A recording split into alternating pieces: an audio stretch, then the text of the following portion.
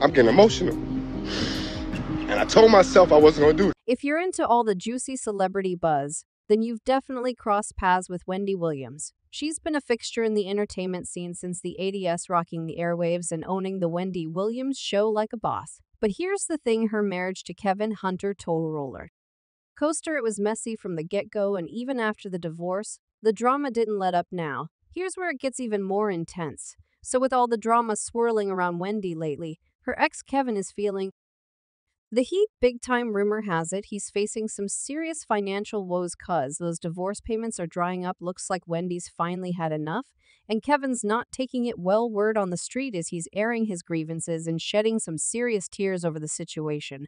So if you're dying to know how it all went down, buckle up cuz we're about to dive deep into this drama-filled saga. All right, let's take a trip down memory lane for those who might have missed out on the Kevin and Wendy drama. So things took a drastic turn in 2019 when Wendy filed for divorce from her second husband, Kevin Hunter, citing irreconcilable differences. In a statement to the publication, a rep for the TV personality said, "Thank you to everyone for respecting me during this time. Kevin is supportive of Wendy, and they are working through this process together." While Williams refrained from listing infidelity in her legal filing, she later confirmed that the reason behind the divorce was due to Hunter's child with his longtime mistress. "My husband was about to have a baby, and I knew that I was about to divorce," she told the New York Times Magazine. After nearly a year of legal negotiations, the pair's divorce was finalized in January 2020, while their relationship and subsequent breakup made massive headlines. Details regarding their divorce settlement were shockingly kept under wraps. Aside from a few details now, according to documents obtained by Page Six, no alimony for Hunter.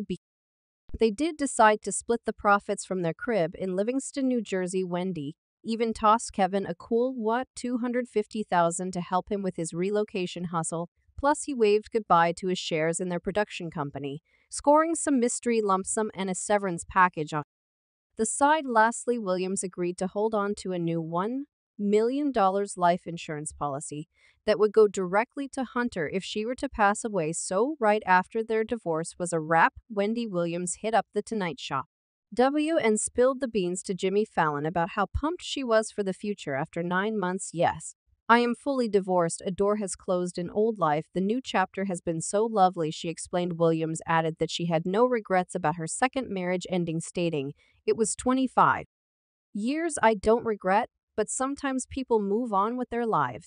After 9 months, yes, I am fully divorced. A door has closed in old life. The new chapter has been so lovely. Yeah, I'm not mad. You know, it was 25 years. I don't regret. But you know what? Sometimes people move on with their lives. But all that amicability, yeah, it didn't last long. Here's the twist. Even though Wendy wasn't technically on the hook for alimony, word on the street is she was still sliding some cash Kevin's way each month. But in November 2022, and Hunter's like, "Hold up, where's my money?" he filed court docs accusing Wendy of falling behind on those monthly payments she'd been dishing out post-divorce.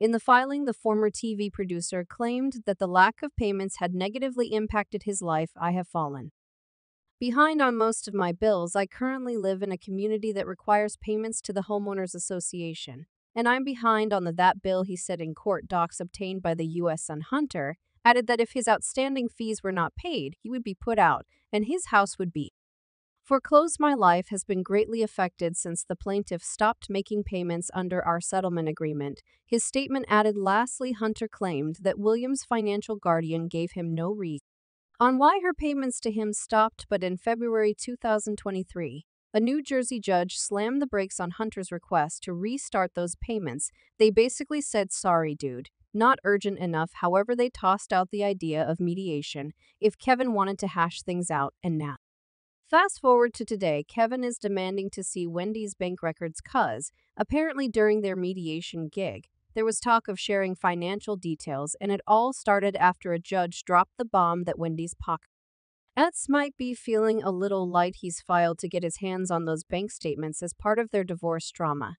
and it's been a real battle ever since a guardian swooped in and took control of Wendy's accounts. He said on December 8, 2022, "I attended a mediation with Wendy's counsel and Wendy's New York court appointed guardian attorney Sabrina Morrissey. In that mediation, Wendy's counsel and guardian agreed to provide statements to accounts and bank records they claimed to have gotten permission on from the New York court to provide. However, Kevin said despite supposed assurances from his ex's guardian and her attorney that they would provide him with Wendy's bank records, they never materialized by December 19 after reportedly failing to get any further correspondence from Wendy.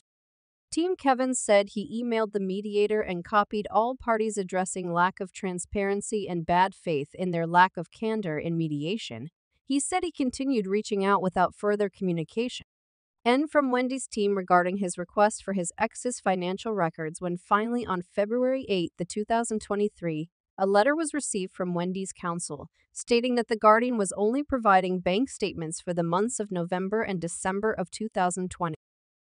Kevin claimed that the offer to review the 2 months of Wendy's bank statements also had other stipulations attached that were not previously discussed or agreed to. The letter further stated that I could only review the documents in the mediator's office. This was not the agreement. The agreement was from all the records from the date of dissolution until current. Kevin has essentially reopened their divorce case in court after out-of-court mediation yielded no results. According to him, he had severance payments being made to him based off his marital settlement agreement with Wendy. He claimed those payments suddenly ceased in January 2022 when Wendy's bank Wells Fargo locked her out of her accounts and they suggested a guardianship. Airing now, Kevin might be catching flack from some folks who think he's adding to Wendy's mess. But he's not the only one with complaints. Even Wendy's own family is speaking up about this whole legal guardianship mess. They're saying it's gotten so bad that they can't even reach out and connect with her anymore. So, since May 2022, Wendy has been living under this legal guardianship deal that's got folks talking. Basically, this guardian's calling the shots when it comes to Wendy's finances and health, and she's been tucked away in some mystery facility for the past 10 months dealing with cognitive issues. Now, here's where it gets a bit murky. Wendy's family is saying this court-appointed guardian is the only one with direct access to her. They can't just pick up the phone and give her a ring. She has to be the one to call them. Any kind of contact with her since she's been there? Yes, but again, same thing with this answer, it's layered. So she can call us, but we can't call. How did she go from this aunt or sister that we love and is healthy 1 minute to this person who's in and out of the hospital? William's sister Wanda Finney asks in this week's People cover story. How was that system better than the system the family could put in place? I don't know. I do know that this system is broken. I hope that at some point Wendy becomes strong enough where she can speak on her own behalf, and all of this started after Wells Fargo put a freeze on her accounts back in 2022 apparently.